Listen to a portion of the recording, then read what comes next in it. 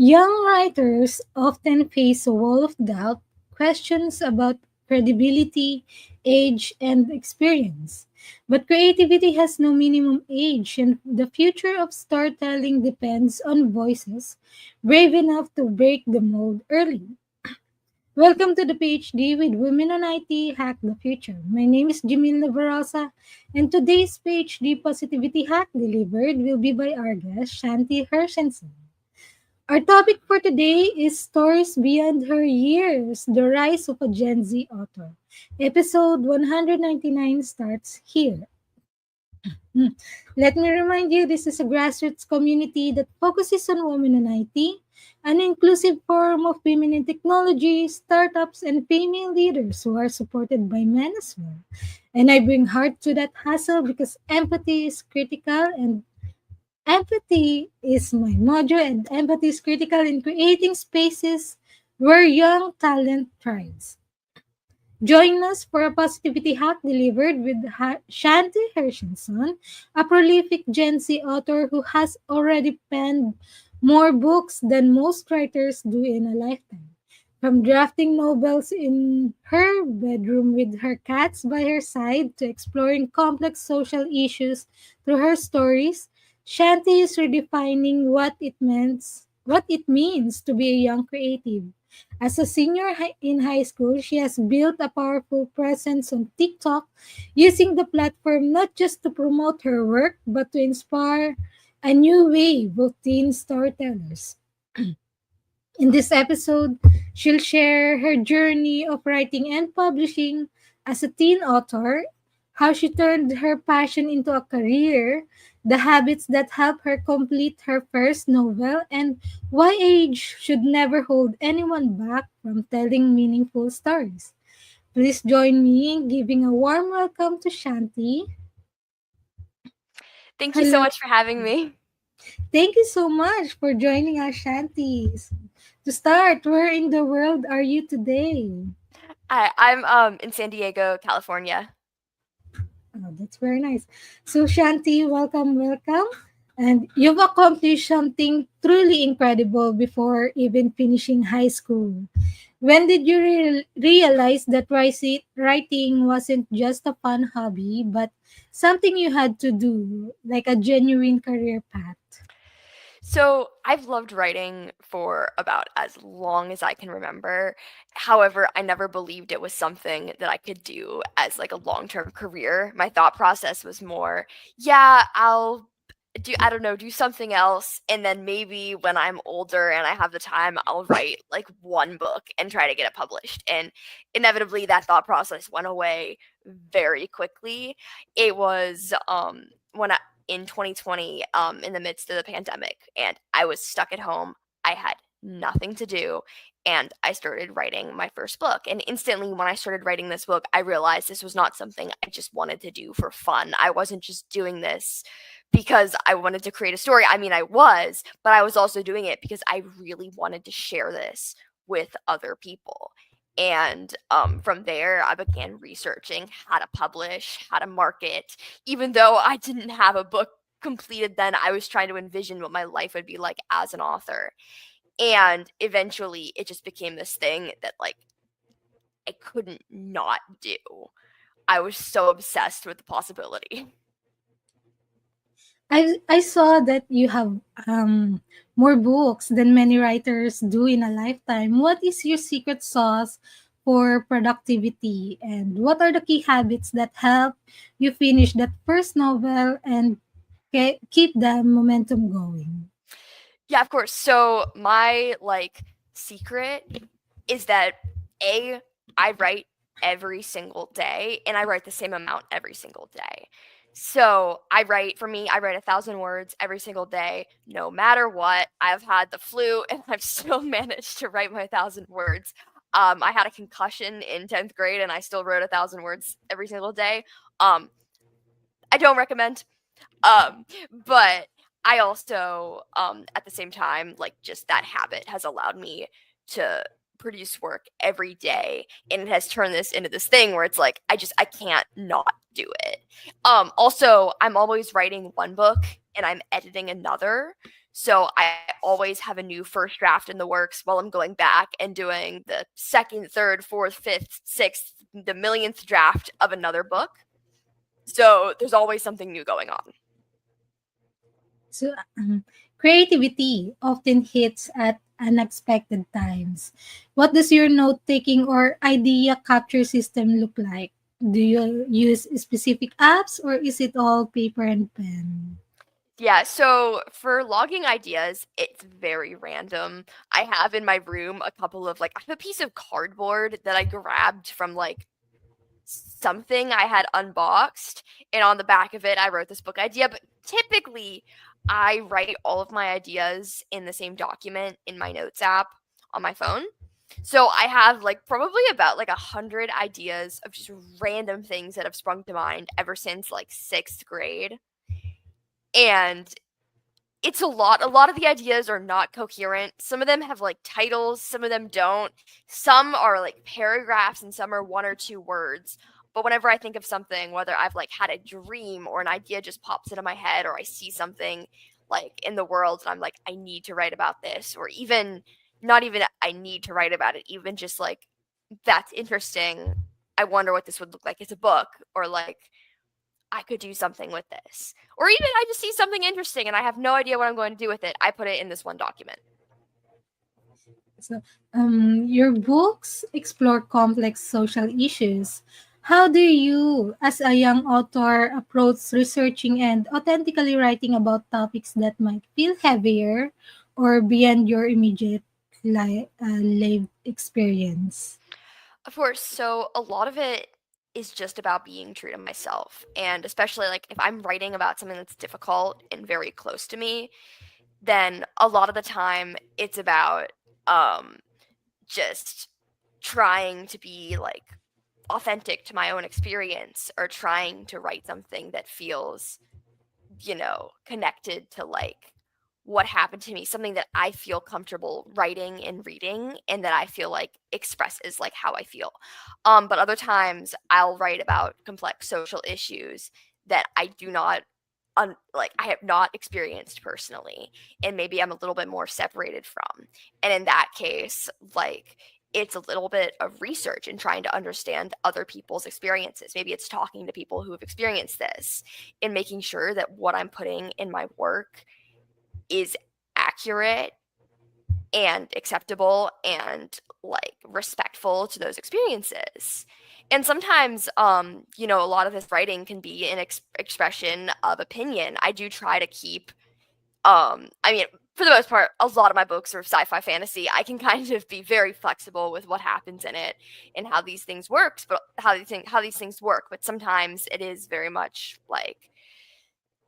you know, sci-fi fantasy, and through that, my commentary on social issues is very much an outlook of my personal opinions, and that is okay. But I do try to keep these systems rooted in some kind of fact. We know you're a senior in high school. How do you balance the demands of school, social life, and being a prolific author? What advice do you have for other teens juggling big goals with daily responsibilities? Yeah, so a lot of it is developing that system of balance. For me, it used to be back when I was in middle school, writing for 30 minutes and then doing my homework for 30 minutes and just finding that space during the day to get my work done. Right now I try to allocate specific times during my day. So at school, I have certain periods or blocks that I have free, and those I've dedicated to writing so that I can get all of my writing done before the school day is over, and then focus my time after school onto doing homework. I try not to let myself do other things until I've gotten the work done for the day. So if I really want to hang out with friends, I'm going to do my work first and then I'll hang out with people. Or sometimes though, it's I will hang out with people first, but I have to leave at a certain time so that I can go work. It mentions also that you built a powerful presence on TikTok. How has a platform like TikTok changed the game for you, both in promoting your work and connecting with your readers? Of course. So TikTok is sort of this way that I've been able to directly connect with my audience because I mainly write for teens and young adults. And through writing for teens and young adults, there is no better platform to meet these readers and interact with them than TikTok. And I also particularly like TikTok's algorithm for like short form videos.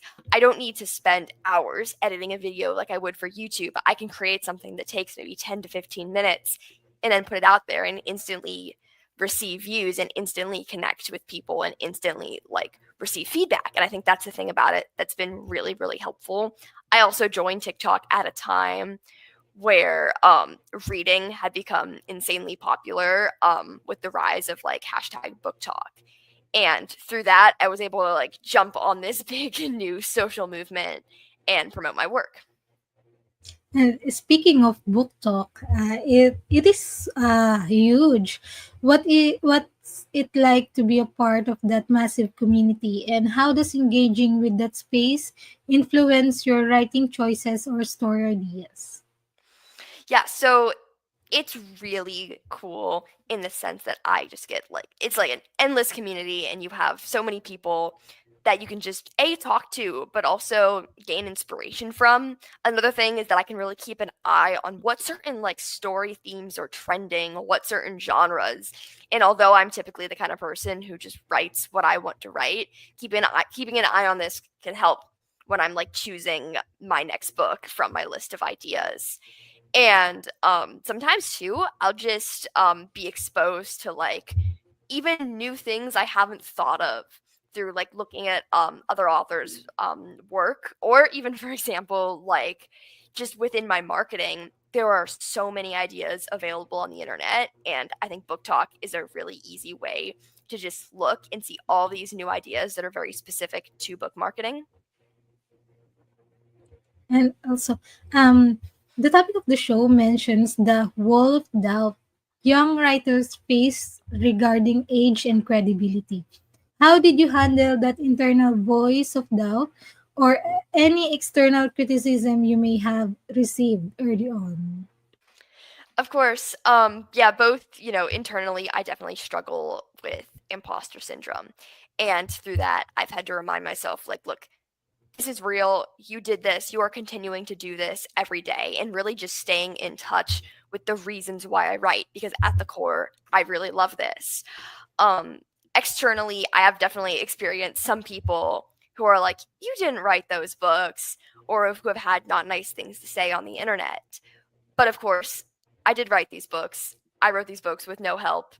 I just happened to really like writing and therefore have sat down and have written every day. Sometimes I respond to these comments on the internet. I break down my writing process and how I've managed to do this. Other times I ignore it because it's like, I know that I did this. So, really, some random commenter on TikTok's opinion does not matter. And if you could go back to the day you started writing your first novel, what is one piece of advice you'd give your younger self about pushing through the tough parts?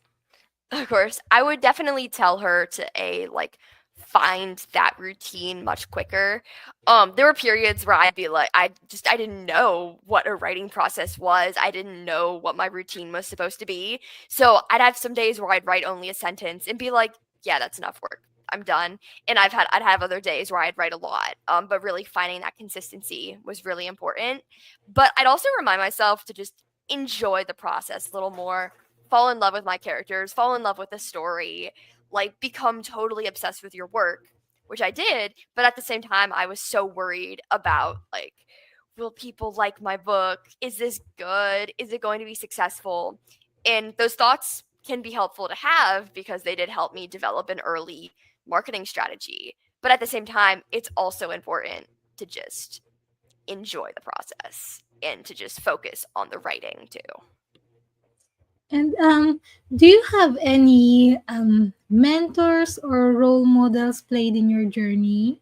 Or was there any specific teacher, family member, or writer who gave you a crucial boost of confidence?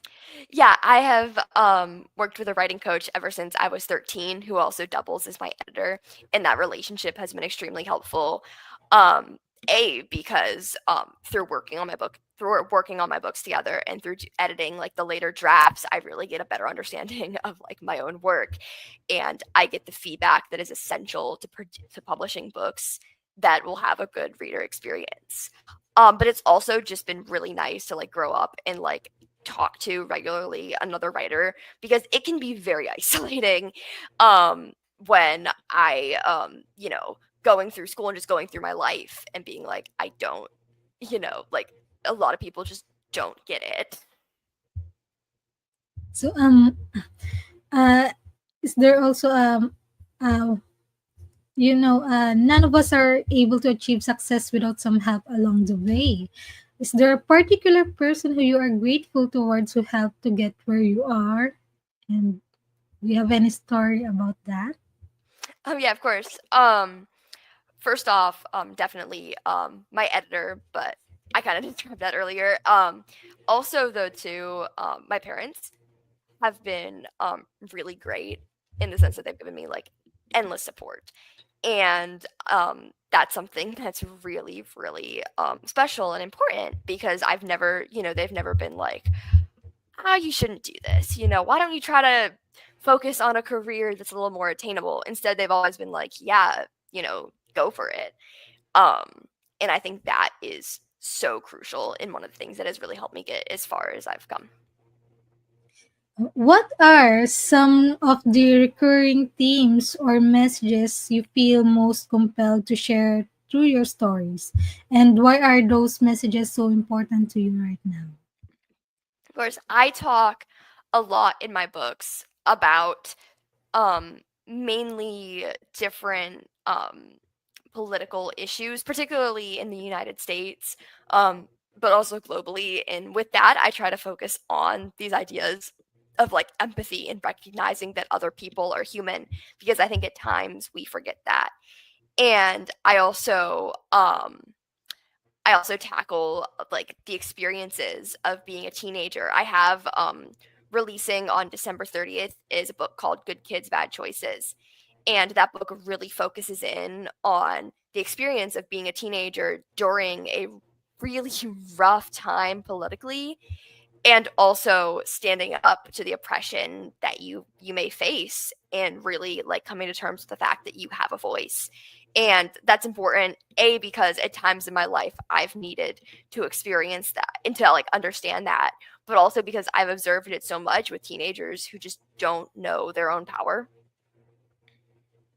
And since our podcast is Women on IT and focuses on leadership and entrepreneurship, what advice would you give to females, especially young women, to help them confidently pursue their career or start entrepreneurial journey? Of course, I think a lot of the time, the light of young women is often dimmed. And yet, it's really important to notice when that is happening and to fight back as much as possible, because we can do anything that a man can do. And in understanding that, like, there is no limit. Even though society has imposed certain limits on us or tried to make us feel like certain expectations or how we're supposed to live our lives, but the truth is that like none of that is true. And in understanding that and acknowledging that, I think it's really um that's really freeing, and that really allows you to pursue your dreams in whatever field. And then also understanding that there will be people who will look down on you. There will be men in the workspace who will be like, you don't know what you're talking about. And again, to just fight back against that and to show just how much you can do. And what are the top three soft skills all career driven female, in your opinion, should have to succeed today? Good question. Kind of some things I've mentioned. I think empathy is extremely important for everybody. if you can understand another person's perspective, then you can work through any disagreement. You can sort of even find a deeper connection. Um, and you can also just produce better work. Also, a work ethic is extremely important, particularly that routine of like, I'm going to do this every single day or every week or every month. I'm, even quantifying it and saying, okay, I'm going to do this much really helps you just maintain um like those habits. And then also too, setting goals is so important and so overlooked. And I think huge long-term goals are really helpful and really great to motivate you. But also at the same time, creating these smaller, sort of more immediate goals can help you just sort of see it. You can see the future so much clearer. For someone who has a brilliant idea for a story but keeps putting off starting, what is the single best tip you can give them to move from idea to chapter 1? Good question. Um, in a way, and it's terrible, it sounds like terrible advice, but the only thing you can do is start. You have to sit down. You can maybe find a nice quiet space, or maybe go to a cafe, have a coffee with you, listen to music, but you just need to start. I think a lot of the time writers get stuck because they're too focused on like the first line and like perfecting that hook. But everything is changeable. And your book will your the literally everything in your book will inevitably change from the first draft to the final draft. So to sit down and write words, it doesn't matter whether those words are good or even coherent. You just need to sit down and you need to put something on the page, because once you have even a couple words, it will go much quicker. You are clearly a huge reader. What kind of books are you currently fangirling over? And how does being an avid reader inform your work as a writer? So I read a lot of everything. Right now, the majority of the books I'm reading are for school. Since I'm a senior in high school and I'm taking 2 English classes, we are consuming a lot of literature. But also, in my free time, I really like reading everything. I read a lot of the genres I write, so I really enjoy young adult literature. I enjoy sci fi and fantasy. But I also, if I see a book that interests me, no matter the genre, I'm going to pick it up. So I've read all kinds of random books that have maybe inspired me to explore a new genre just because I happen to see them. And speaking of genre, let's talk about the enemies to lovers trope you love. What makes you a story engaging and binge worthy for your generation of readers? Oh my gosh. So when I was 13, I read a lot of young adult books and a lot of mainly dystopian, because I write a lot of dystopian, but also like many 13-year-olds, I was very obsessed with it. In that, like enemies to lovers is sort of a trope you see because it's fun and it's dramatic and it's chaotic. But I think it also speaks to really interesting themes about love, where we can have these two people who absolutely just like hate each other, and then they really start to understand each other and find that common ground. And I think that's like really actually like beautiful and important. And it's like they've seen each other at their worst, and yet they also still, hopefully, by the end of the book, will fall in love. Oh, that's very nice. Many people want to monetize their passions. What was the moment or action that really turned your passion for, for writing into a functioning career? Ooh. There were a couple different things I could say for this. I will say that probably when I started posting on social media, that was when I really was able to transform my career. I started posting on social media very early into the process, back before my debut novel came out, but when I had a couple novellas published.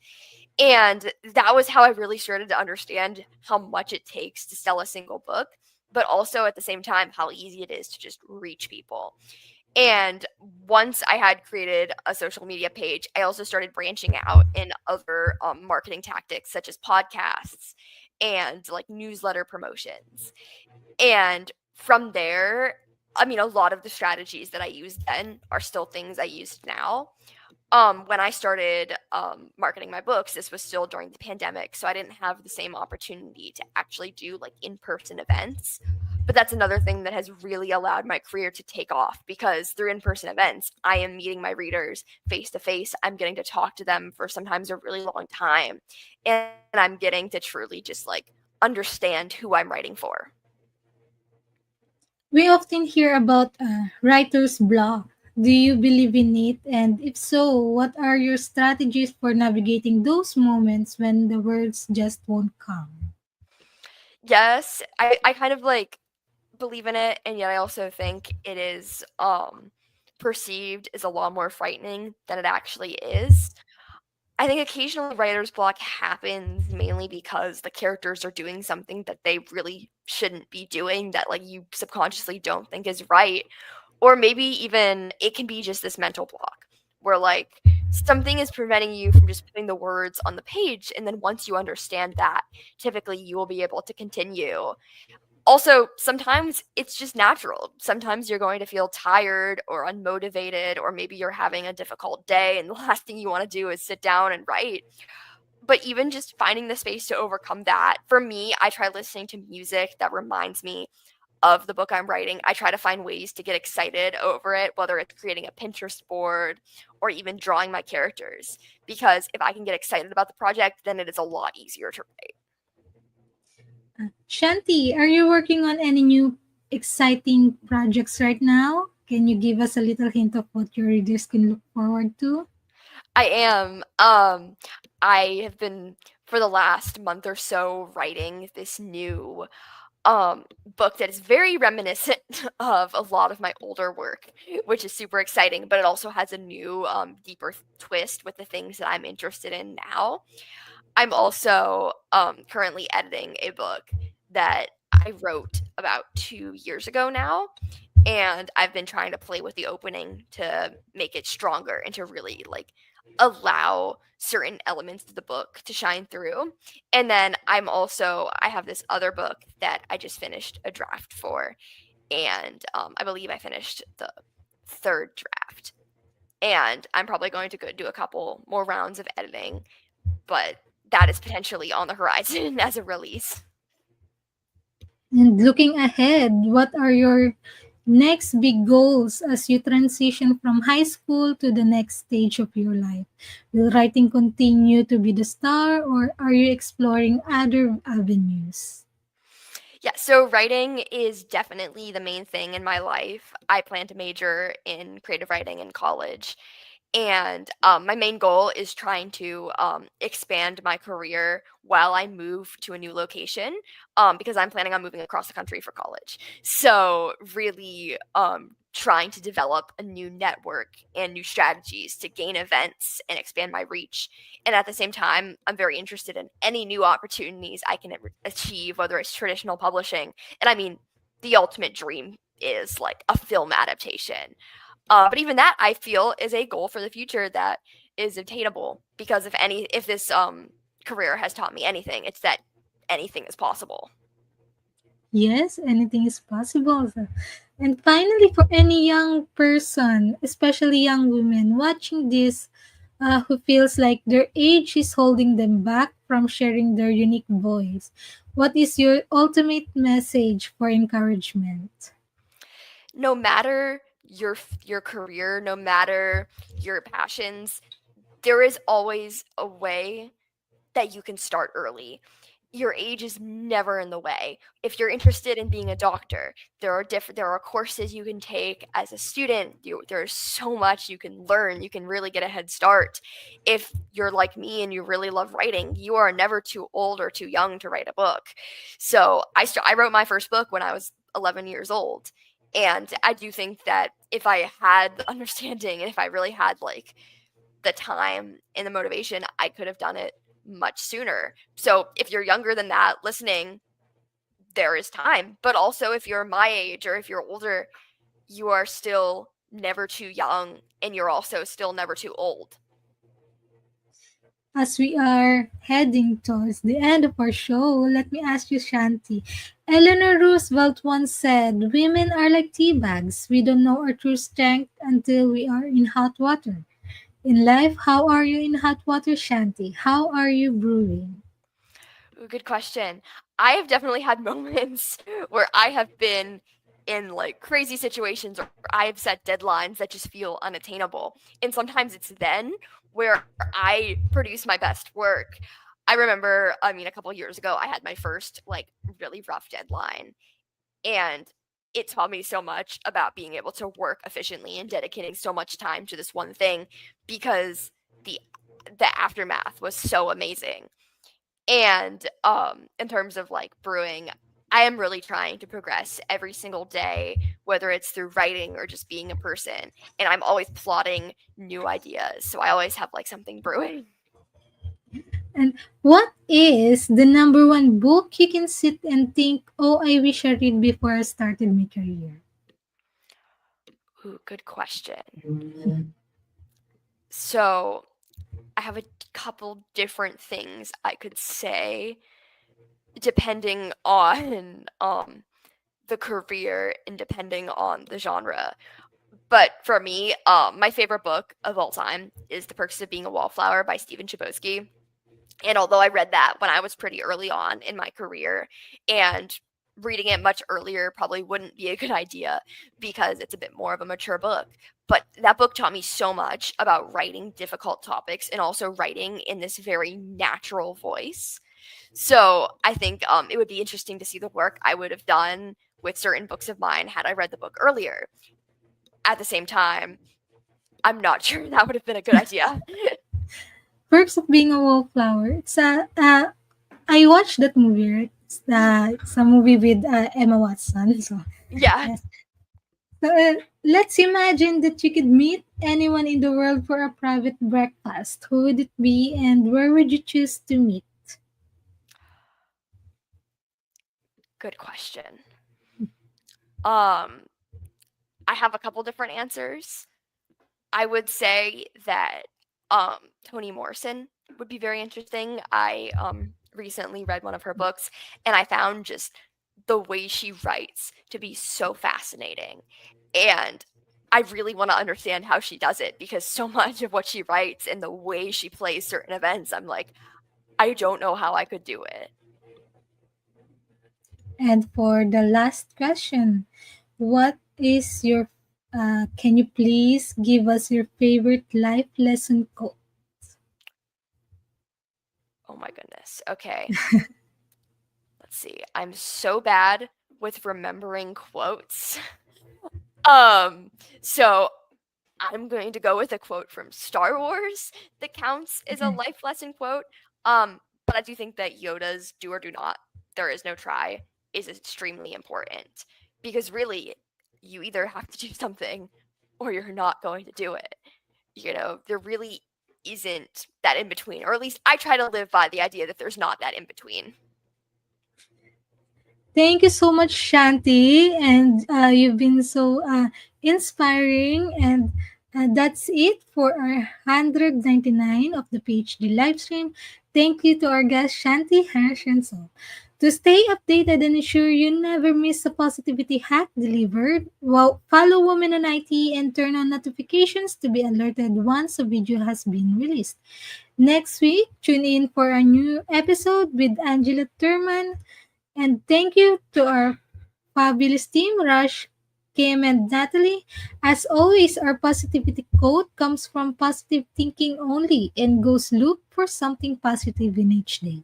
Even if some days you have to look a little harder. Today is your day. Hack the future. Hack the positivity you want. Thank you.